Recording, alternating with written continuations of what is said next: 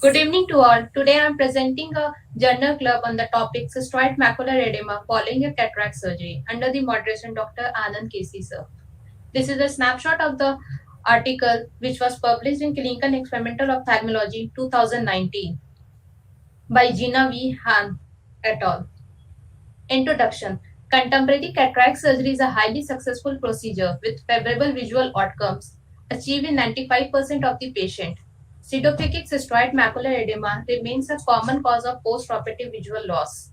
Visually significant PCMO not only affects the quality of individual patient's life, but the overall cost of the cataract surgery has been reported to be 47% higher for those who develop PCMO. 1 minute.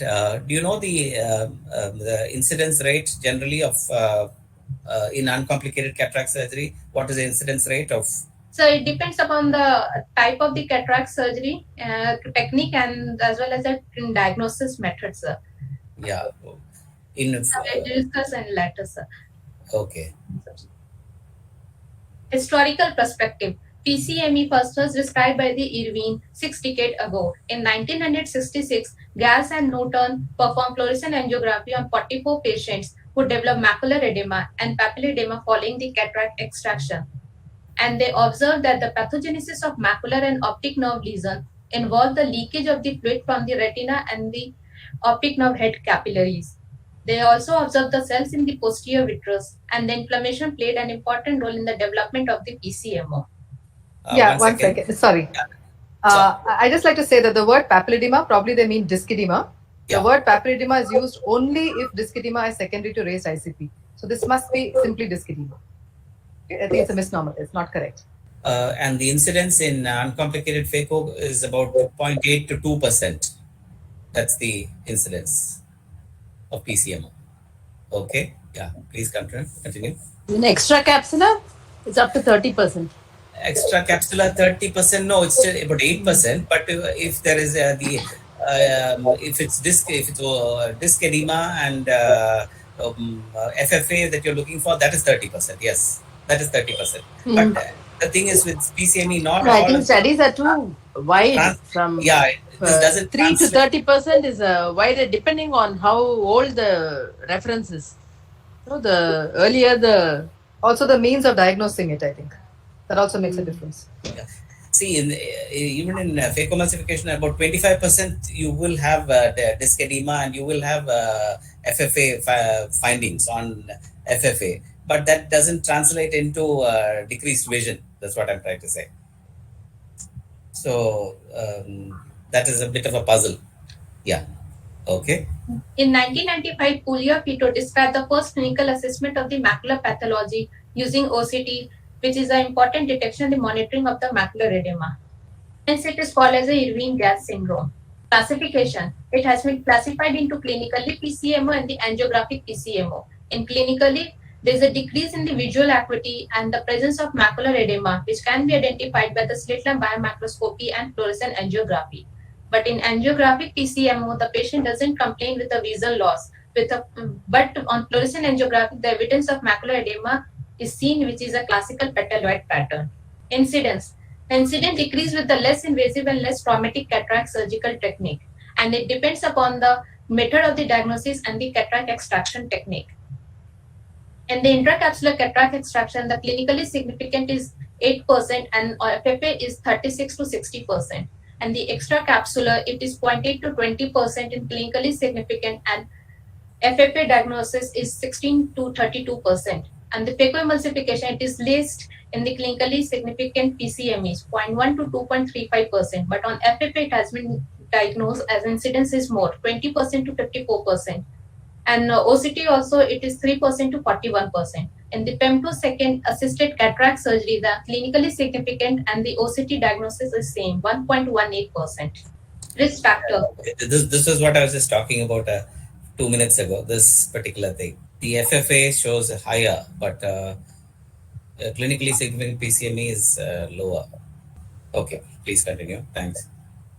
The risk factor, systemically risk factor is the diabetes, and the surgically associated are the iris trauma during the surgery, posterior capsule rupture, vitreous loss and the vitreous traction, high phacoenergy, and the long duration of the surgery. Chu et al. Has reported a relative risk of 2.61 in eyes with a posterior capsule rupture with or without vitreous loss. Law et al. Has seen that the patient who developed clinical Pcmo has statistically higher rate of posterior capsule rupture and required vitrectomy intraoperatively. One more thing, sorry, one more surgical factor is high exposure to the operating microscope light. That might also be contributing, they say, to PCMO. Yeah, retinal phototoxicity, no? It causes the blood aqueous barrier breakdown. That's something that every JCOC, I mean, every PG should remember, because when you go and see them operate, the illumination is in the maximum zoom. Yeah. So whether patient gets or not, they will also get. It is that bad. Every Yeah. time I go for sabbatical, I am ending up shouting at everyone. Yeah, and the Whoever patient is is, a surgeon, no, and the pupils are also dilated, so there is yeah, no protective mechanism to protect the fovea. exactly. That's what I was about to say. Yeah. No protective mechanism. Correct. Ocular condition, ocular inflammatory disease like uveitis, retinal vascular disease, diabetic retinopathy and maculopathy, choroidal neovascularization, and drug reactions, retinal dystrophies including the retinitis pigmentosa. I studied 1 minute. Can you just go back on that? Yeah. Drug reactions include. So even our intracameral adrenaline, if it's not really required, don't instill it in the intracamerally, because that may cross the barrier and then cause, it can cause, known to cause PCMA. Especially if you have had a rent, think Ah, twice before you put intracameral adrenaline. yeah, that's true. Uh, Toll has conducted a study in which he included 4,485 eyes of diabetic patients who preoperatively had diagnosed of macular edema and early treatment diabetic retinopathy study grading of the diabetic retinopathy confirmed. And he observed that patients with the diabetes were 1.8 times more likely to develop new macular edema following cataract surgery, even in the absence of the diabetic retinopathy. And the risk factor increased to 6.23 times more in the presence of any preoperative diabetic retinopathy. And previous pan retinal photocoagulation did not appear to reduce the risk of PCMO. Patients with the previous history of diabetic macular edema were at a greater risk of developing postoperative macular edema. Uveitis. Eyes with the previous diagnosis of uveitis were 2.88 times more likely to develop PCMO compared to the incidence of 1.17% in those with no risk factor. And the eyes with active inflammation within 3 months prior to the surgery were at 6.19 times greater risk of developing PCMO compared to the eyes without inflammation. Just one more, just one interjection. Sorry. Even eyes which have had PCMO in the first eye, they can be at risk for the second eye. So that's also, they also come under high risk categories. So you must grade everybody under high risk or low risk categories. And if they've had this PCMO in the other eye, it's possible that they could have it in this eye. So you can take prophylactic measures for that, which I'm sure you'll come to next. Yeah. Vascular occlusion disease. Henderson et al. Has a study to see the risk factor for the development and the duration after the treatment. And he observed that the history of RV was significantly associated with the development of the post-operative PCMO in patients who had confirmed absence of macular edema by the FFA and OCT preoperatively. Chu et al. Has reported that the patient with the RVO were 4.47 times more likely to develop PCMO, and the previous treatment for the macular edema and the higher number of prior intravitreal injections of bevacizumab and or steroid were also associated with the increased risk of developing PCMO. The prostaglandins analog is a debate. Santana et al. Had a study on the potential risk factor in the development of PCMO topical prostaglandins analog, and they observed that the more anterior chamber flare compared to the placebo group, and 12.5% of the patients subsequently developed angiographic CMO. And all cases of the angiographic CMO subsequently resolved on cessation of the prostaglandins analog and the commencement of the topical diclofenac.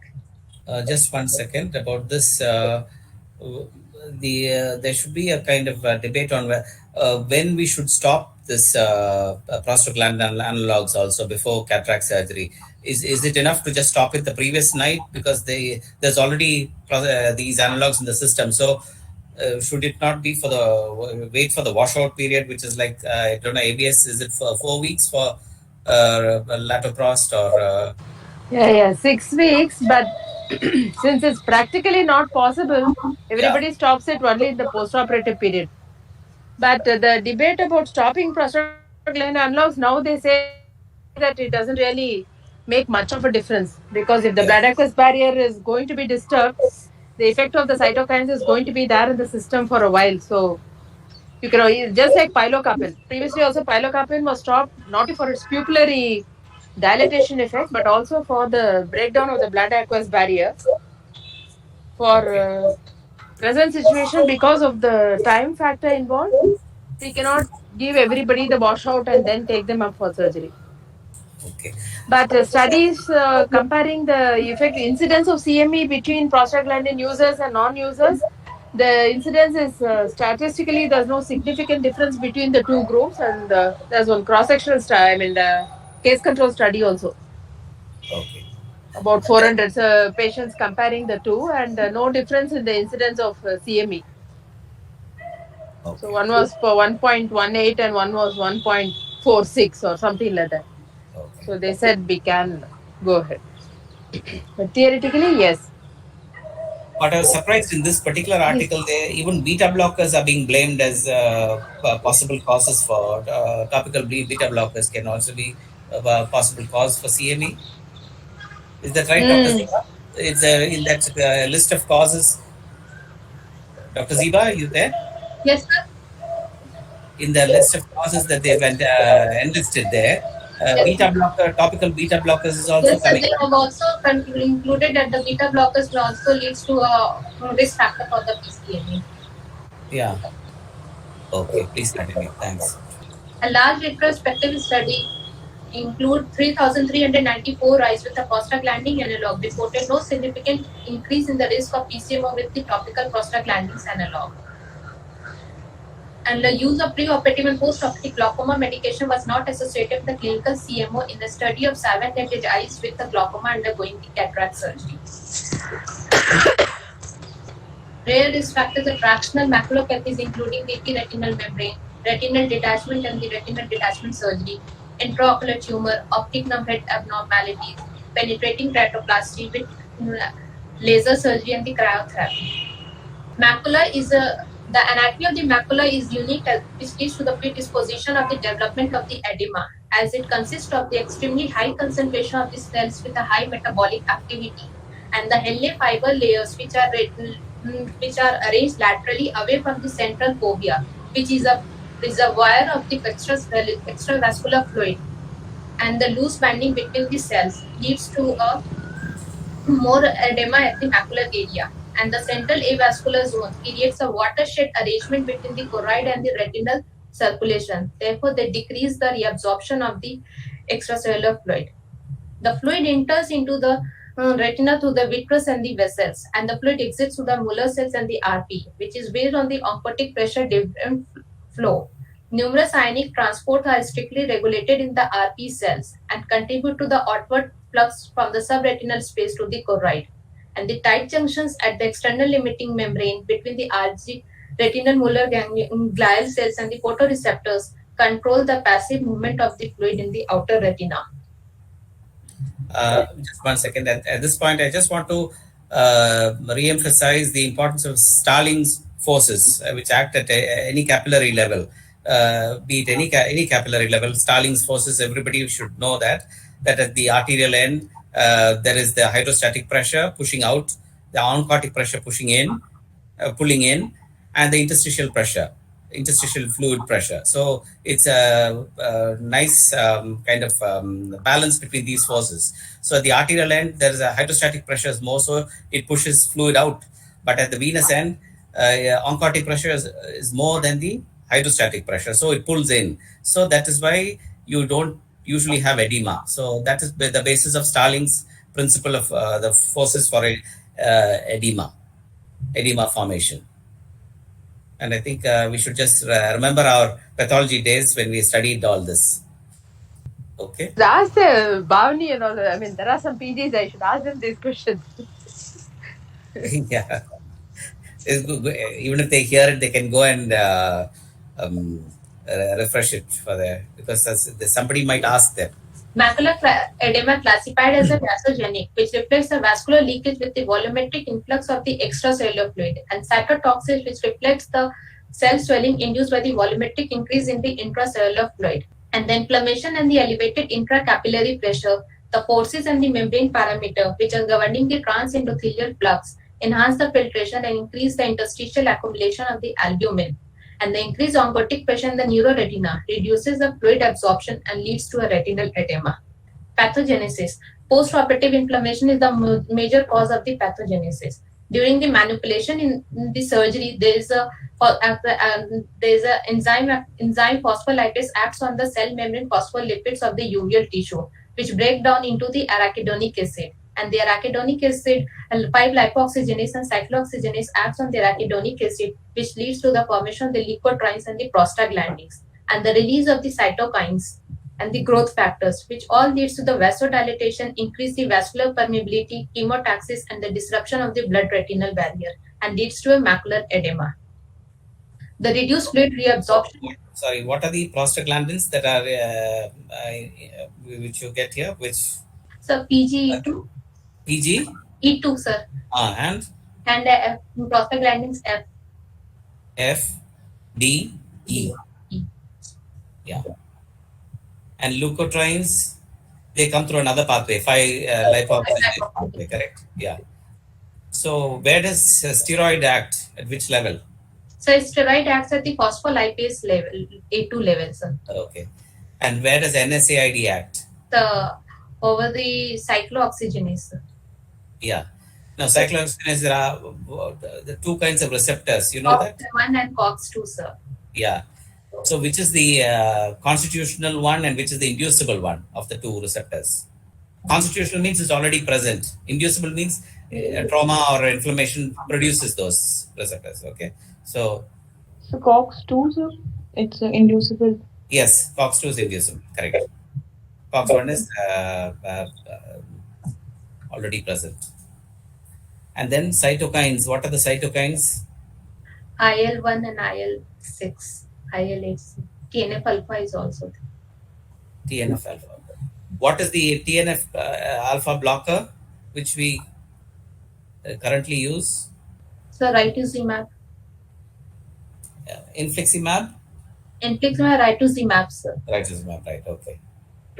And this can even be given intravitreally, I'm told, for refractory CME. Infliximab. Yes. Okay. And growth factors, including VEGF, and ICAM, intercellular adhesion molecule. Insulin growth factor, IGF, sir. Yeah. And ECAM and the ICAM also there. VCAM. Platelet derived factor? Yes, the platelet derived factor, BDF. Yeah. Anything else? So IGF also there, insulin growth factor. Insulin like growth factor, yeah. Yeah. What about hepatic hepatic growth factor or something? There's one more cytokine like that. Okay. Yes, please continue. Diagnosis. Most of the patients are asymptomatic and some patients are symptomatic. The patients which are symptomatic has been classified as a clinical Pcmo and asymptomatic as an angiographic CMO. Now, they present with the blurring of the vision, loss of contrast sensitivity, metamorphopsia, and the central scotoma. On slit lamp biomicroscopy, there is a loss of foveal reflex as well as the loss of foveal depression. And there is an intraretinal cyst, perifoveal cyst, and yellow spots at the foveal area. In the chronic cases, there is a mild optic disc swelling and the lamellar hole formation may be detected. And the Pcmo, which may not be detected by the slit lamp biomicroscopy and subclinical foveal edema of less than 300 micrometer, is better visualized by a retinal imaging. Okay. What is the best way to focus on the macula to detect these early CME? So thin slit which is focused, and yes. The size of the slit is also. Okay. but you must, if you really want, if you got a contact lens, like a 3 mirror, you can use the central part of the 3 mirror and view through that, and you will see it much better, the CME. Okay. And you can see it in green light, red free, you can see, and you can put a slit beam and retroilluminate the macula. That's when you see the petaloid features of the edema. Okay. Yes. And any other way you can see it apart from OCT and FFA? So fundus autofluorescence. Yes, very good. Fundus autofluorescence because of the fluorophores in the RPE. In blue FAF, blue FAF, okay? It emits in the green, but you hit it at the blue and it emits in the green. Okay. OCT imaging is widely utilized in the diagnosis and the monitoring of the Pcmo, which is a minimally invasive, safe, and fast form of imaging. The hyperreflective layers are the nerve fiber layers and the plexiform layer, outer and inner plexiform layer, external limiting membrane, ellipsoid zone, interdigitation zone, and RP and the Bruch membrane complex. This is a OCT which is showing the loss of the foveal contour as well, and the multiple cystic hyporeflective spaces in the foveal area, and the few perifoveal cystic spaces are also seen. And there is a neurosensory detachment with minimum SRF is seen. Now, differentiate Pcmo from the diabetic macular edema using OCT alone was done by the Monk et al. And they have seen that the higher central retinal thickness and the retinal volume ratio, thicker foveal autoplexiform layer and the Henle's layer, absence of epiretinal membrane, and presence of only inner nuclear layers cyst. Okay, there are two more things. Can anybody for that? Any other PGs differentiating PCME from DMO? Sir, other So with evidence of help of diabetic retinopathy like hard exudates and Yes, microaneurysm. microaneurysms and hard exudates. Yes. Anything else? from FFA we can. Yeah, subretinal fluid is more in which one? So Pcmo. PCME, yes. Okay. And also the slightly paracentral distribution of the edema and exudates, whereas this is absolutely bang in the center. That can be slightly paracentral. Okay, so that is another way of differentiating these two. Okay, please continue. Now, the fluorescent angiography, there is a this is a fluorescent angiography which is shown the early phase, the AV phase, with a lamellar flow in the veins. And there is a very few leakage of the perifoveal capillaries. But with time, it's a increase in the intensity as well as the size of the dye. But in the late phase, we see a classical petaloid pattern in the maculofoveal region. And then the late dye leak from the capillaries of the optics is also seen. Treatment. The treatment consists of the corticosteroid NSAIDs anti-VEGF, which corticosteroid acts on the phospholipase A2, and the NSAIDs acts on the cyclooxygenase, and the anti-VEGF acts on the growth factors, which leads to a less vasodilatation, vascular permeability, chemotaxis, and the decrease the disruption of the blood-retinal barrier. Although acute CME resolves spontaneously in the majority of the cases, timely diagnosis. Just 1 second. Just can you come back to the previous slide? Among the VEGF, which are the important ones? What are all the VEGFs? So VEGF A Ah. and the VEGF B, C, the D, E, and F.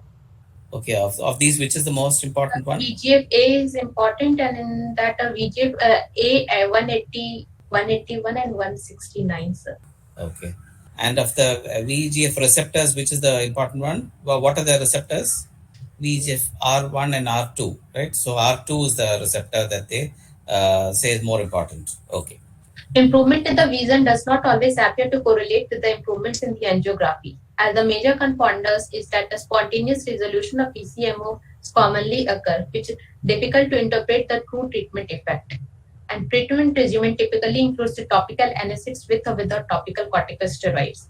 The efficacy of NSAIDs for the treatment of the post-operative PCMO was assessed in the Cochrane review of 7 randomized controlled trials and 4 studies, which include the chronic PCMO, which is persists more than 4 months, and the 3 studies include the acute PCMO, where the treatment starts before 4 months.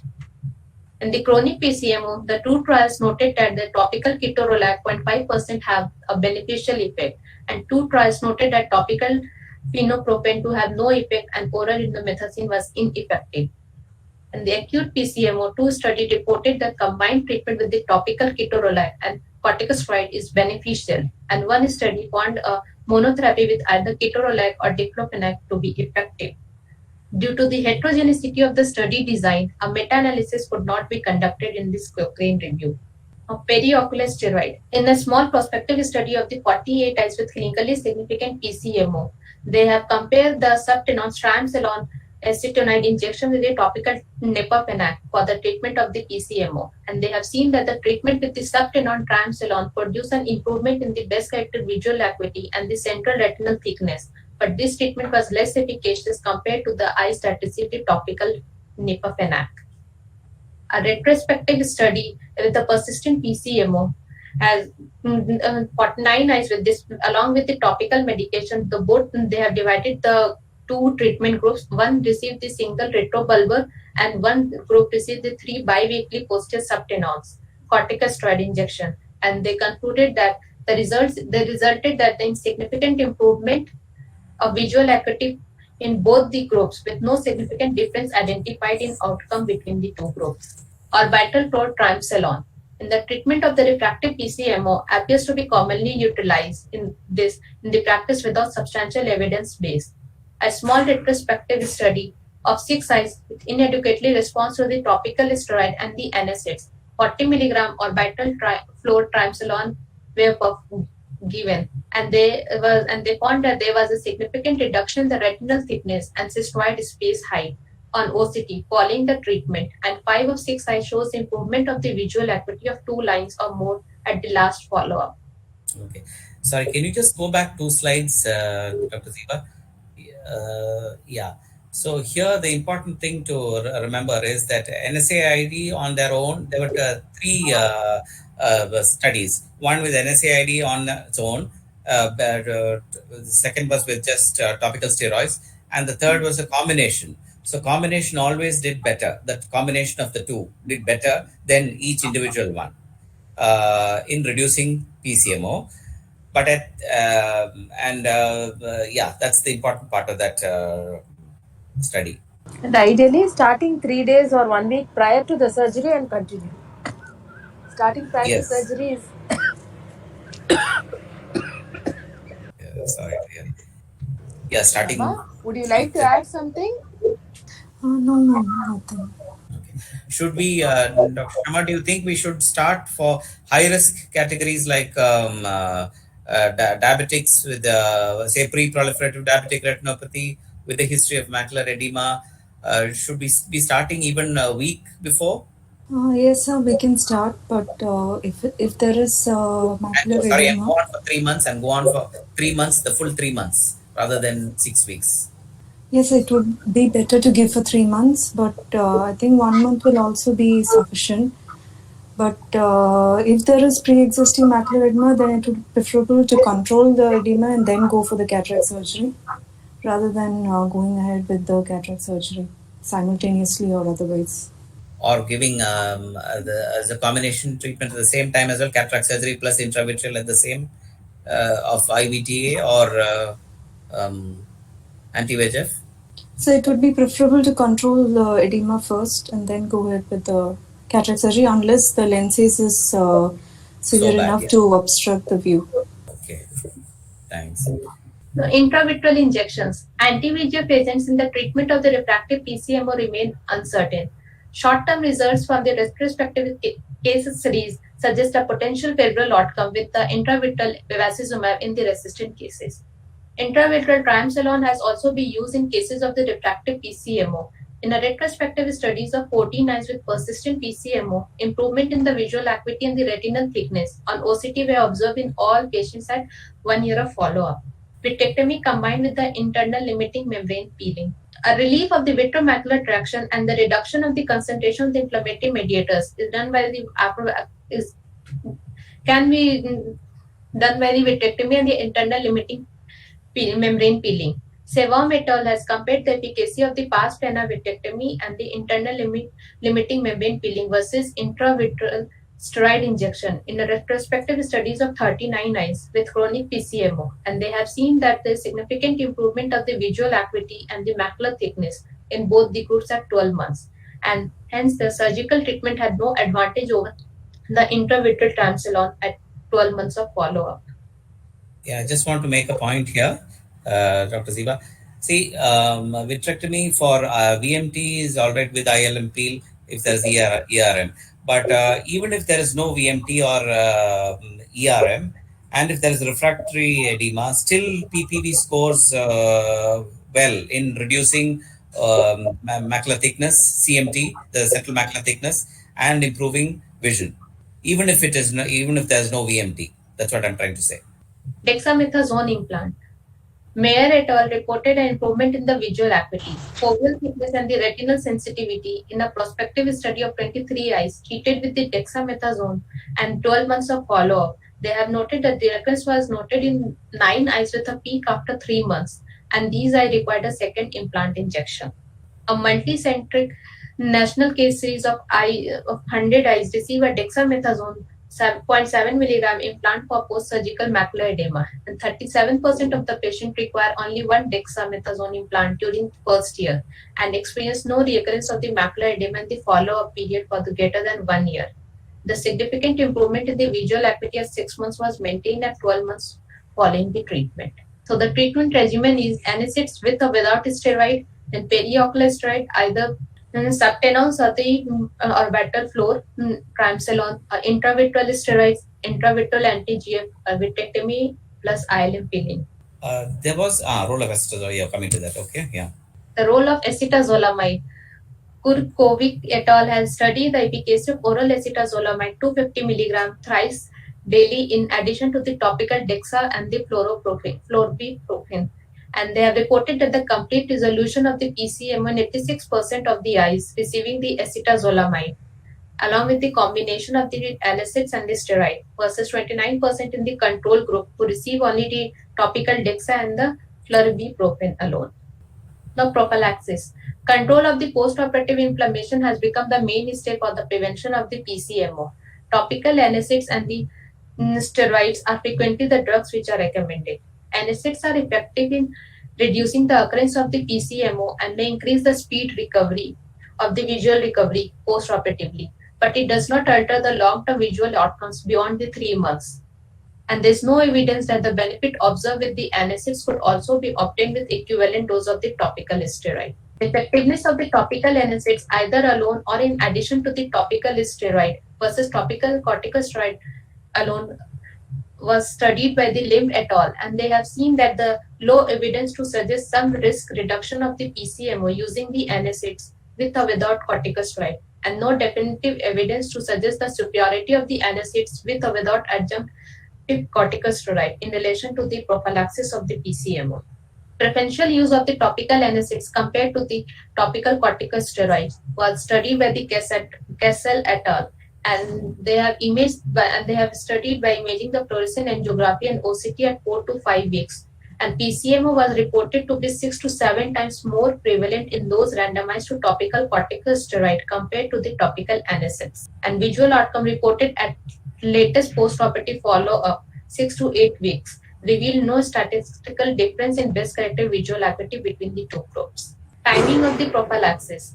Donenfeld has a study on the effect of different preoperative doses. Just 1 second. Under what clinical circumstances would you be wary of using NSAID on a patient? So, who have a history of if a patient have a diabetic retinopathy. Why? So, NSAID, I'm saying. Topical NSAID. You should be careful when you're putting patients on NSAID if they fall under a certain group. So dry eye patients. Yeah, severe dry eyes, ocular surface disorders, previous corneal melt, rheumatoid arthritis. Okay, you should be very careful about using them because I've seen this nepafenac causing a lot of roughening of the corneal epithelium in some patients, and it takes a while to come. To use a lot of lubricants and then to identify it first of all, and then to stop it and use lubricants to get it back to the former state, along with mild topical steroids as well. Only that helps to control that coarse SPK that you can get with NSAID. Okay, please continue. Donenfeld has a study on the defect of different preoperative dosing regimen of ketorolac and post-operative Pcmo in the visual acuity. And they've divided the group into four parts. First group received the ketorolac 3 days before the cataract surgery, second group 1 day before, and the third group 1 hour before the cataract surgery. And the fourth group received the placebo. And post-operatively, all the three active treatment arms were administered ketorolac 4 times daily for 3 weeks, while the control received the placebo only. And steroids are given in all the four groups. And at 2 weeks, the eye pre-treated with the ketorolac for 1 day or 3 days had significant better visual acuity than the placebo. And the results suggest that the use of NSAIDs for up to 3 days before the surgery accelerates the visual recovery in the immediate post-operative period, but it does not affect the ultimate visual outcome at 3 months after the surgery. As compared to as compared to diclofenac, ketorolac is better. It seems from those studies. Ketorolac is better. It seems from the studies, and bromfenac for the twice a day dose is useful for patients instead of 3 times a day. Treatment study: the prevention of macular edema after the cataract surgery, which is done by the European Society of Cataract and Refractive Surgeon, a multi-center double-blinded randomized study. And they have divided the group into non-diabetic and the diabetic. And the non-diabetic, in one group, they have started the bromfenac twice a day and dexamethasone 4 times 2 days pre-op. And they continued preoperatively bromfenac 2 weeks and the dexamethasone 4 weeks. And what they have another group is the bromfenac, and the last group is the dexamethasone. And the diabetic, they have divided into 4 groups. One, the bromfenac and the dexa, and the other group is the NSAIDs, bromfenac, dexa, as well as the subcon injection 440 milligram triamcinolone preoperatively. And the third group, they have given the NSAIDs, corticosteroids, and the intravitreal injection of the 1.25 milligram bevacizumab perioperatively. And the fourth group, they have given the subconjunctival injection 40 milligram triamcinolone and as well as 1.25 milligram bevacizumab intravitreal perioperatively. And they found that in the non-diabetic, the lowest incidence of the clinically significant macular edema is observed in the combination of the steroid and the NSAIDs treatment group as compared to the bromfenac and dexa alone. And the diabetic patient who received the subconjunctival triamcinolone injection exhibit a lower macular thickness and the macular volume at 6 and 12 weeks post-operatively, and none developed the Pcmo. And intravitreal bevacizumab has no significant effect on the macular thickness. Cases: a 42-year female had the right eye cataract surgery, Phaco plus IOL under local anesthesia, which was uneventful, and she's a known case of hypertension. At the GA, it's a vision best corrected visual acuity is 6x. But after 3 months of the surgery, she complains of the diminution of vision in the right eye, and the best corrected visual acuity in the right eye is 6 by 7.5. Slit lamp examination of the anterior segment in right eye is normal, and fundus is a CME diagnosed. This is the OCT, which is showing the slight elevation of the foveal region and the neurosensory detachment along with the minimal SRF. And the foveal thickness is 306 microns. And she has been advised for the eye drop naproxen 3 times per day for 3 months. Another patient who has a cataract surgery in the February 2021, along Phaco plus IOL with a PMMA, and the pur of there is a posterior capsular rent, and the lens are placed in the sulcus, and the section is secured with 3 sutures. And at the GA, the vision is 6 by 18 in the right eye, operated eye, and the suture was removed. And they asked the patient to follow up after 2 weeks, but the patient review after 6 months. And the best corrected visual acuity after 6 months is 6 by 36. And the slit lamp examination AC is quiet and fundus CME is observed. And the OCT was done. There is a loss of the foveal contour along with the pericystic foveal spaces, cystic foveal spaces at the foveal region, and the perifoveal cystic spaces are also there. And the OCT and the foveal thickness of the right eye is 628 microns. The patient has been diagnosed as pseudophakic CME long duration with no retinal vascular pathology and has been advised for the right eye subtenon's tricot.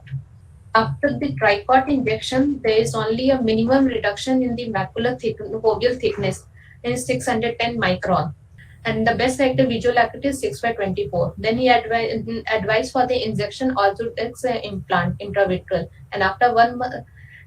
After 1 month, there is a reduction of the foveal thickness of the 350. Foveal thickness reduced to 358 micron, but there is a loss of the anatomical loss of the contour of the fovea. And the best selective visual acuity was 6/12, and has been advised the NEPA-PNF 3 times per day. Acknowledgements.